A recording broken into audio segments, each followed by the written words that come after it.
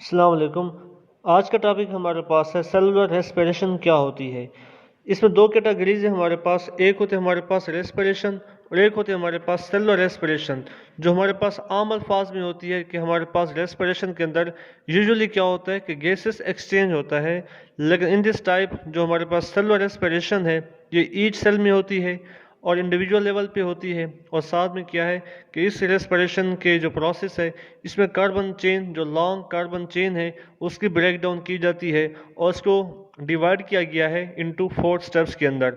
सबसे पहले हमारे पास है glycolysis, then second one pyruvic acid oxidation, then third हमारे पास जो स्टेप है वो क्रेब्स साइकिल या जिसको सिट्रिक एसिड साइकिल भी कहा जाता है।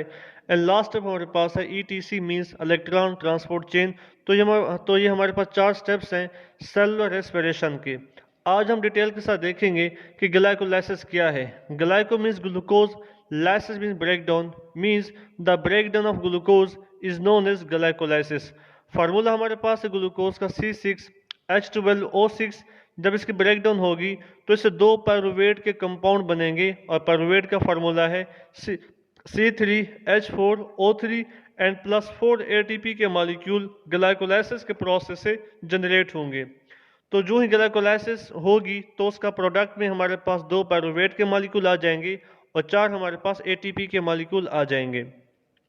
ग्लाइकोलाइसिस का प्रोसेस दो फेजेस में डिवाइड है।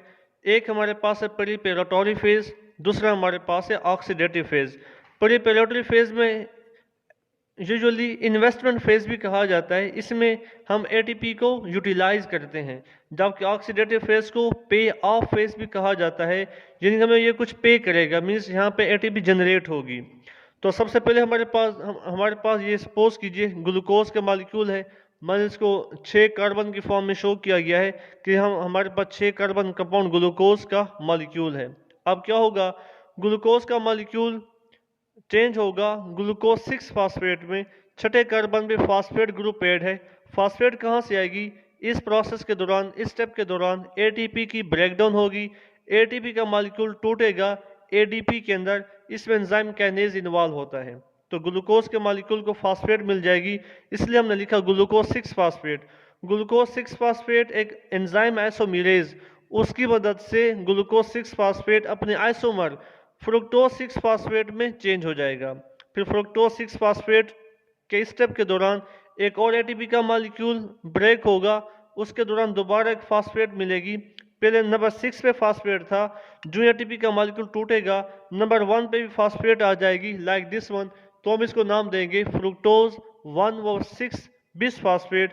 के 1/6 इसलिए है कि कार्बन नंबर 1 पे भी फास्फेट है और कार्बन नंबर 6 पे भी फास्फेट है। अब उसके बाद क्या होगा, फ्रुक्टोज 1/6 बिस फास्फेट एक एल्डोलेज एंजाइम है, उसकी मदद से ये दरमियान से मिडल से इसकी ब्रेक डाउन होती है, तो 6 कार्बन कंपाउंड चेंज हो जाएगा दो दो कंपाउंड के अंदर, और हर कंपाउंड मजीद 3 कार्बन के ऊपर ये मुश्तमिल होगा। तो आपके पास हमारे पास क्या है कि फ्रुक्टोज 1/6 बिस फास्फेट की जब दरमियान से ब्रेक डाउन होगी, इससे हमारे पास 3 कार्बन कंपाउंड्स, 3 कार्बन वाले दो कंपाउंड बनेंगे। एक का नाम हमारे पास है ग्लिसरॉल्डिहाइड 3 फास्फेट, जिसको शॉर्ट फॉर्म में G3P कहा जाता है। दूसरा हमारे पास है DHAP या डाईहाइड्रोक्सी एसीटोन फास्फेट। तो ये हमारे पास दो आ जाएंगे ग्रुप्स। तो अब क्या होगा, डाईहाइड्रोक्सी एसीटोन फास्फेट में एक्चुअली कीटोनिक ग्रुप होता है और G3P या ग्लिसरॉल्डिहाइड 3 फास्फेट में एल्डिहाइड ग्रुप होता है। यहाँ पर भी एक फास्फेट है, यहाँ पर भी एक फास्फेट ग्रुप मौजूद होता है। फिर आइसोमर एक एंजाइम है, डाईहाइड्रोक्सी एसीटोन फास्फेट चेंज हो जाएगा G3P के अंदर। तो नेक्स्ट हमारे पास दोनों G3P का मॉलिक्यूल है कि ये भी आपके पास चेंज हो जाएगा G3P के अंदर। तो अब हमारे पास है ग्लिसरॉल्डिहाइड 3 फास्फेट, यहाँ पर भी हमारे पास है ग्लिसरॉल्डिहाइड 3 फास्फेट।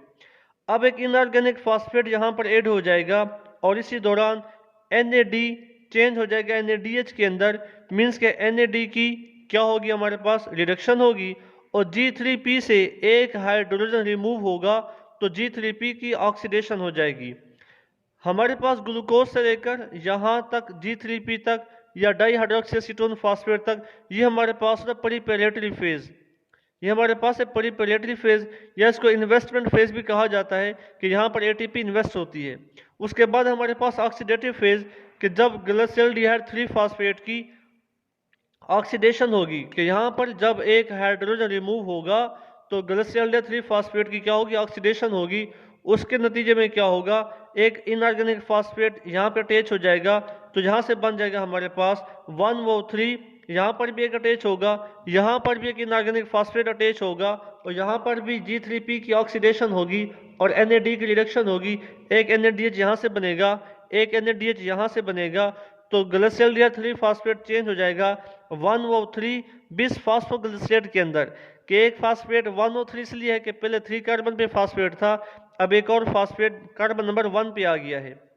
अब क्या होगा, 1O3 बिस फास्फोग्लिसरेट में एक और यहाँ पे क्या होगा, एक फास्फेट का मॉलिक्यूल यहाँ से रिमूव होगा, तो दोबारा ये चेंज हो जाएगा 3 फास्फोग्लिसरेट के अंदर। एक फास्फेट रिमूव होगा तो वो कंबाइन हो जाएगा ADP के साथ, एडिनोसिन डाइफॉस्फेट के साथ। जब एक और फास्फेट अटैच होगा तो एडिनोसिन डाइफॉस्फेट एडिनोसिन ट्राइफॉस्फेट या ATP में चेंज हो जाएगा। यहाँ से भी एक ATP का मॉलिक्यूल बनेगा, यहाँ से भी एक ATP का मॉलिक्यूल बनेगा।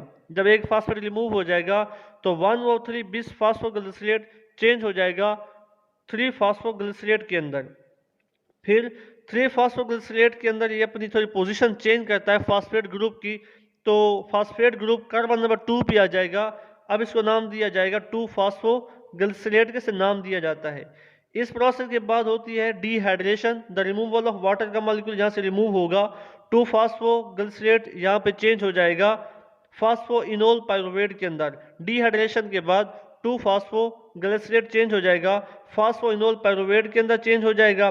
अब फास्फोइनोल पाइरुवेट से कार्बन नंबर 2 वाला फास्फेट दोबारा रिमूव होगा, ADP के साथ अटैच होगा, ADP यहाँ से आगे बना देगी हमारे पास ATP, आगे इसमें कन्वर्ट हो जाएगी। तो ADP से ATP एक मॉलिक्यूल यहाँ पे बनेगा और एक मॉलिक्यूल यहाँ पर भी बनेगा। तो फास्फोइनोल पाइरुवेट से जब एक फास्फेट रिमूव होगा, उसके पास जो हमारे पास 3 कार्बन कंपाउंड बनेगा वो हमारे पास है पाइरुवेट। एक पाइरुवेट ये आ गया, एक पाइरुवेट हमारे पास यहाँ पे आ गया। तो ग्लाइकोलाइसिस का एंड प्रोडक्ट हमारे पास क्या है, 2 पाइरुवेट के मॉलिक्यूल हमारे पास आ जाते हैं। अब इसमें सबसे जो मेन MCQs आते हैं कि टोटल जो हमारे पास ATP प्रोड्यूस हुए हैं वो होते हैं हमारे पास 4 ATP के मॉलिक्यूल प्रोड्यूस होते हैं। तो अगर आप यहाँ पे देख लीजिए, एक ATP का मॉलिक्यूल, एक, ये 2, ये 3, ये हमारे पास 4, तो 4 ATP के मॉलिक्यूल यहाँ पर जनरेट होते हैं। और ATP के मॉलिक्यूल यूज हुए हैं वो हमारे पास 2 हैं, जो कि प्रिपरेटरी फेज में एक ATP का मॉलिक्यूल यहाँ पे यूज हुआ था और एक ATP का मॉलिक्यूल यहाँ पे यूज हुआ था। तो टोटल हमारे पास 4 ATP बने, 4 में से 2 ATP के मॉलिक्यूल यूज हो गए। तो अगर कोई यहाँ पे ये पूछ ले कि नेट ATP कितने जनरेट होती हैं, तो हमारे पास 4 - 2 हमारे पास बाकी 2 बचेंगे, कि टोटल 4 प्रोड्यूस हुए, 2 यूज हो गए, तो नेट प्रोडक्शन हमारे पास 2 ATP के मॉलिक्यूल की आ जाती है। और NADH कितने प्रोड्यूस हुए, NADH हमारे पास यहाँ पर 2 प्रोड्यूस हुए, एक स्टेप के दौरान, एक हमारे पास यहाँ प्रोड्यूस हुआ। तो NADH 2 प्रोड्यूस होते हैं और नेट ATP भी 2 ही प्रोड्यूस होते हैं। और फिर एक NADH से क्या होता है, 3 ATP के मॉलिक्यूल जनरेट हो सकते हैं। तो 3 × 2 6, 6 + 2 8, तो यानी कि ग्लाइकोलाइसिस में जो टोटल ATP है तो वो हमारे पास 8 ATP के मॉलिक्यूल जनरेट हो सकते हैं।